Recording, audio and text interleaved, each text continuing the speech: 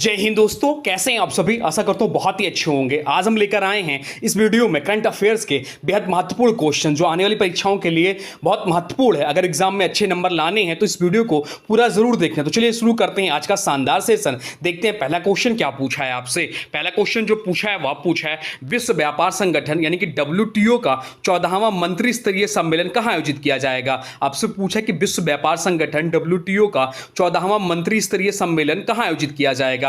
जिस किसी भी क्वेश्चन या वीडियो को पॉज करिए, राइट आंसर कमेंट बॉक्स में लिखने की कोशिश करिए। चलिए बताइए इसका राइट आंसर क्या हो जाएगा। राइट आंसर हो जाएगा ऑप्शन बी। ऑप्शन बी इस प्रश्न का राइट आंसर हो जाएगा याउंडे कैमरून में विश्व व्यापार संगठन WTO का 14वां मंत्री स्तरीय सम्मेलन 26 से 29 मार्च 2026 तक कैमरून के याउंडे में आयोजित किया गया। WTO वैश्विक व्यापार नियमों को नियंत्रित करने वाली संस्था। इसका मुख्यालय कहां है तो इसका मुख्यालय जेनेवा स्विट्जरलैंड में स्थित है। WTO की स्थापना 1995 में हुई थी और वर्तमान में महानिदेशक जो हैं वो हैं आपके नागोजी ओकोंजो इवेला, वर्तमान समय में महानिदेशक हैं। चलते हैं अगले प्रश्न की ओर। देखते हैं अगला प्रश्न क्या पूछा है आपसे। अगला प्रश्न पूछा है G7 शिखर सम्मेलन 2026 किस देश में आयोजित होगा। आपसे पूछा कि G7 शिखर सम्मेलन 2026 किस देश में आयोजित होगा। बताइए राइट आंसर क्या हो जाएगा।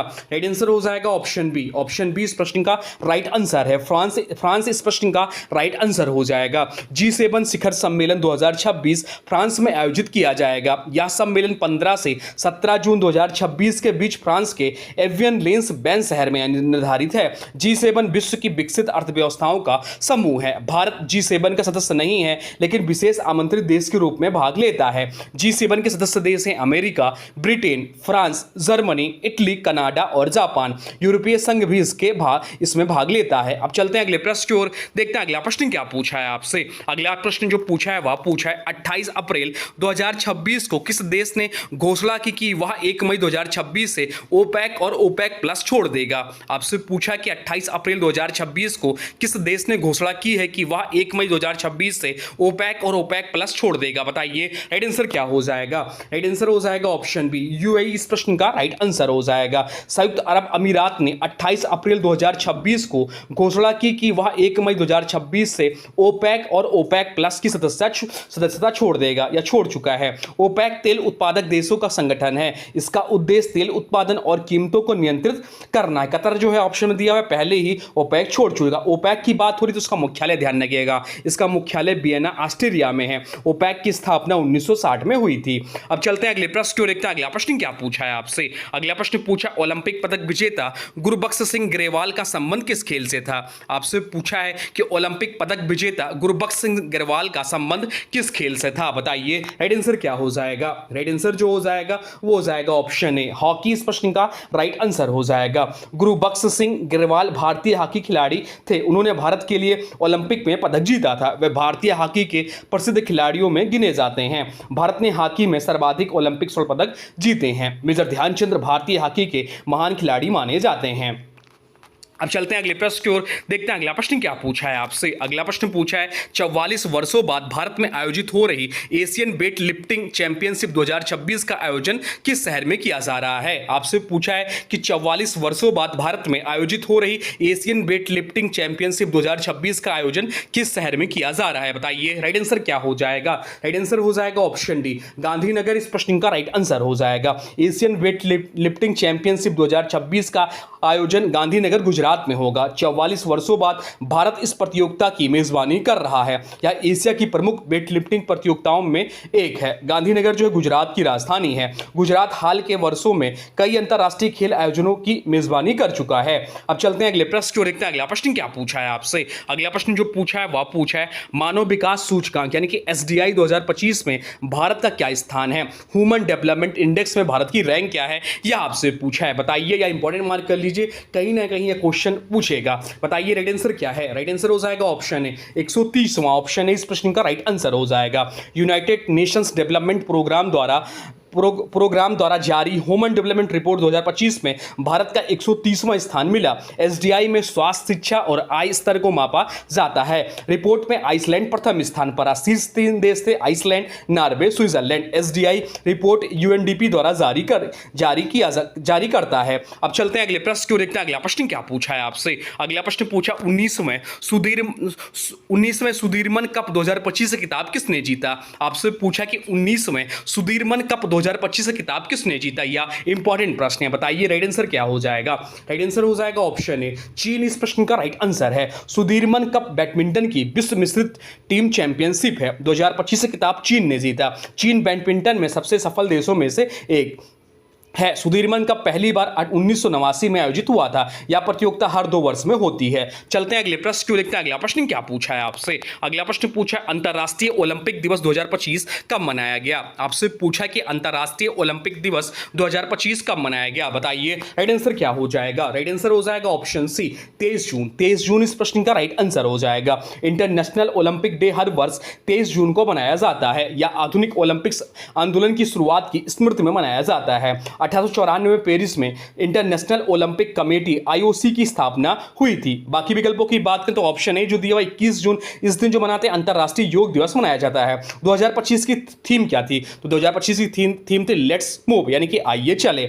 आईओसी का मुख्यालय क्या है, तो लॉजेन स्विट्जरलैंड में स्थित है। चलते हैं अगले प्रश्न को देखते हैं। अगला प्रश्न क्या पूछा है आपसे। अगला प्रश्न पूछा है जनवरी 2026 में भारत तिब्बत सीमा पुलिस यानी कि आईटीबीपी के नए महानिदेशक के रूप में किसे नियुक्त किया गया है, बताइए राइट आंसर क्या हो जाएगा। आपसे पूछा है कि आईटीबीपी के नए महानिदेशक किसे नियुक्त किया गया है, इंपॉर्टेंट प्रश्न है, बताइए राइट आंसर क्या हो जाएगा। राइट आंसर हो जाएगा ऑप्शन ए, शत्रुजीत सिंह कपूर। शत्रुजीत सिंह कपूर इस प्रश्न का राइट आंसर है। Indo Tibet border police Bharat की प्रमुख अर्धसैनिक बलों में से एक है। जनवरी 2025 में शत्रुजीत सिंह कपूर को आईटीबीपी का नया महानिदेशक नियुक्त किया गया। आईटीबीपी भारत चीन सीमा की सुरक्षा करता है। आईटीबीपी की स्थापना कब हुई थी, तो 1962 में इसकी स्थापना हुई थी और जो इसका हेडक्वार्टर है वह नई दिल्ली में है। चलते हैं अगले प्रश्न को देखते हैं। अगला प्रश्न क्या पूछा है आपसे। अगला प्रश्न जो पूछा है वह पूछा है संयुक्त राष्ट्र ससाकावा पुरस्कार 2025 से किसे सम्मानित किया गया। आपसे पूछा है कि संयुक्त राष्ट्र ससाकावा पुरस्कार 2025 से किसे सम्मानित किया गया, बताइए राइट आंसर क्या हो जाएगा। राइट आंसर हो जाएगा ऑप्शन डी, डॉक्टर मृत्युंजय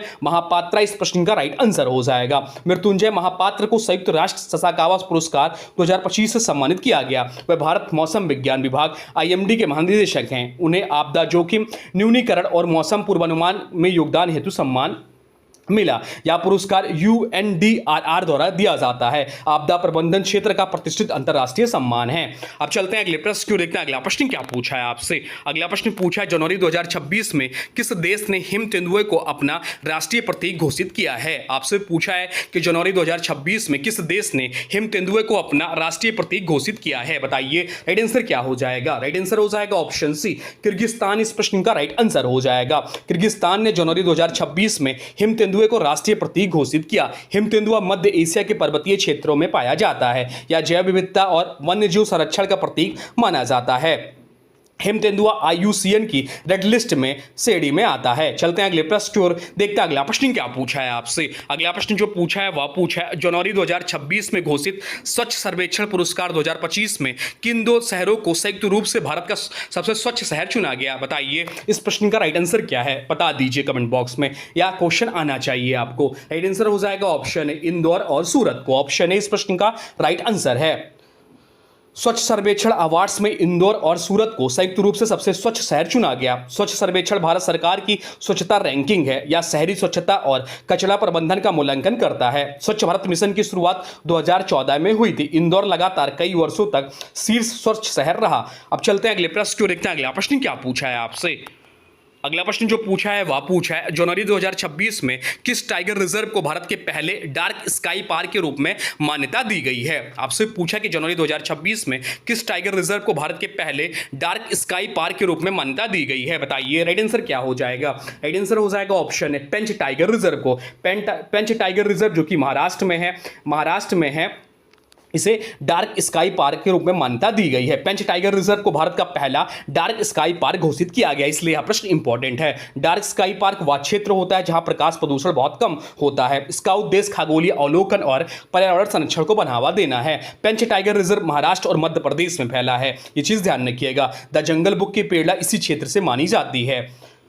अब चलते हैं अगले प्रश्न क्यों देखते हैं। अगला प्रश्न क्या पूछा है आपसे। अगला प्रश्न जो पूछा है वह पूछा है जनवरी 2026 में पर्यावरण, वन और जलवायु परिवर्तन मंत्रालय ने किस राज्य में वुड्डूर पक्षी अभ्यारण्य को नया रामसर स्थल घोषित किया है। बताइए राइट आंसर क्या हो जाएगा। राइट आंसर हो जाएगा ऑप्शन ए तमिलनाडु को। तमिलनाडु इस प्रश्न का राइट आंसर है।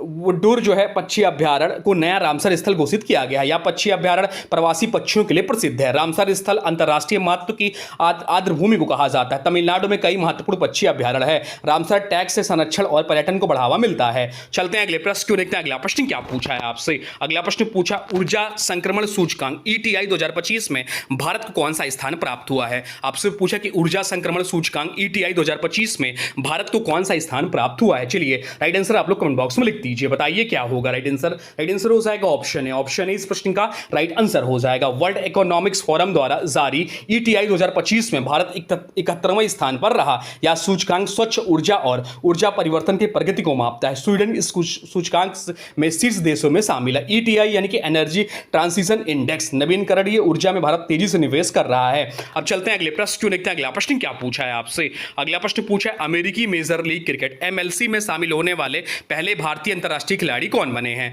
आपसे पूछा कि अमेरिकी मेजर लीग क्रिकेट MLC में शामिल होने वाले पहले भारतीय अंतरराष्ट्रीय क्रिकेटर कौन बने हैं। बताइए राइट आंसर क्या हो जाएगा। राइट आंसर हो जाएगा ऑप्शन सी रविचंद्रन अश्विन इस प्रश्न का राइट आंसर है। रविचंद्रन अश्विन अमेरिकी मेजर लीग क्रिकेट MLC में शामिल होने वाले पहले भारतीय अंतरराष्ट्रीय खिलाड़ी बने। अश्विन भारत के प्रमुख आप स्पिन गेंदबाजों में गिने जाते हैं। MLC अमेरिका में क्रिकेट को बढ़ावा देने हेतु आयोजित लीग है। MLC की major league cricket.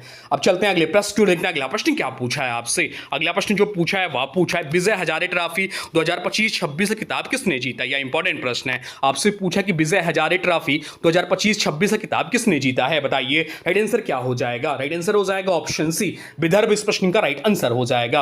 Vidarbha cricket team ने सौराष्ट्र को हराकर पहली बार विजय हजारे ट्रॉफी जीती। यह विजय हजारे ट्रॉफी का 33वां संस्करण था। 33वां संस्करण था या विजय हजारे ट्रॉफी का 33वां संस्करण था। प्लेयर ऑफ द टूर्नामेंट अमन मोखाड़े बने। विजय हजारे ट्रॉफी भारत का प्रमुख घरेलू वनडे प्रतियोगिता है। इसका नाम महान क्रिकेटर विजय हजारे के नाम पर रखा गया है। अब चलते हैं अगले प्रश्न क्यों देखते हैं। अगला प्रश्न क्या पूछा है आपसे। अगला प्रश्न पूछा है हाल ही में कुल कारोबार में 1,100 ट्रिलियन कितना 100 ट्रिलियन रुपए को पार करने वाला पहला भारतीय बैंक कौन बना है। आपसे पूछा कि हाल ही में कुल कारोबार में 100 ट्रिलियन रुपए को पार करने वाला पहला भारतीय बैंक कौन बना है। बताइए राइट आंसर क्या हो जाएगा। राइट आंसर हो जाएगा ऑप्शन है SBI यानी कि भारतीय स्टेट बैंक इस प्रश्न का राइट आंसर है। या इंपॉर्टेंट प्रश्न है, इंपॉर्टेंट मार्क कर लीजिए। State bank of India 100 trillion कुल कारोबार पार करने वाला भारत का पहला बैंक बना। कुल कारोबार में बैंक की जमा राशि और ऋण शामिल होती हैं। SBI भारत का सबसे बड़ा सार्वजनिक क्षेत्र का बैंक है। SBI की स्थापना 1955 में हुई थी। मुख्यालय मुंबई में है। अब चलते हैं अगले प्रश्न क्यों देखते हैं। अगला प्रश्न क्या पूछा है आपसे।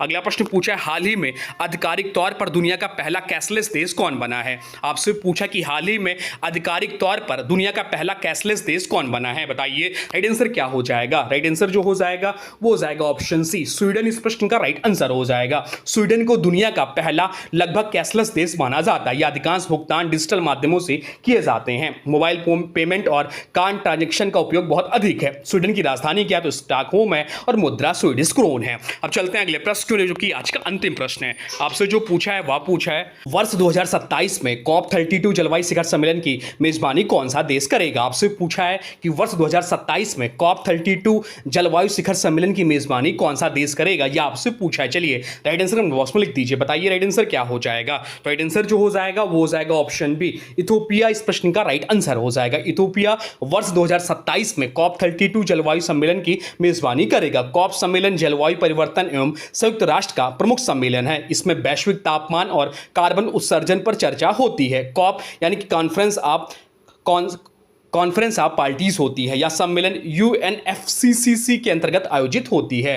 तो दोस्तों ये थे आज के महत्वपूर्ण करंट अफेयर क्वेश्चन जो आपके आने वाले एग्जाम के लिए बहुत ही महत्वपूर्ण रहेंगे। आप किसी भी एग्जाम की तैयारी कर रहे हैं या वीडियो आपके लिए बहुत ही खास रहेगी। अब आज के वीडियो से प्रश्न है, इसका राइट आंसर आप लोग को कमेंट बॉक्स में बताना है। आज के वीडियो से आज की वीडियो से क्वेश्चन है कि अंतर्राष्ट्रीय ओलंपिक दिवस 2025 कब मनाया गया। आपसे पूछा है कि अंतर्राष्ट्रीय ओलंपिक दिवस 2025 कब मनाया गया। इसका जो भी राइट आंसर होगा कमेंट बॉक्स में जरूर बताइएगा और वीडियो कैसा लगा इसके बारे में भी जरूर बताइए। वीडियो अच्छा लगा हो तो लाइक करो, दोस्तों के साथ शेयर करो और चैनल को सब्सक्राइब जरूर करो। चलिए मिलते हैं एक अगले महत्वपूर्ण वीडियो में, तब तक के लिए जय हिंद, वंदे मातरम।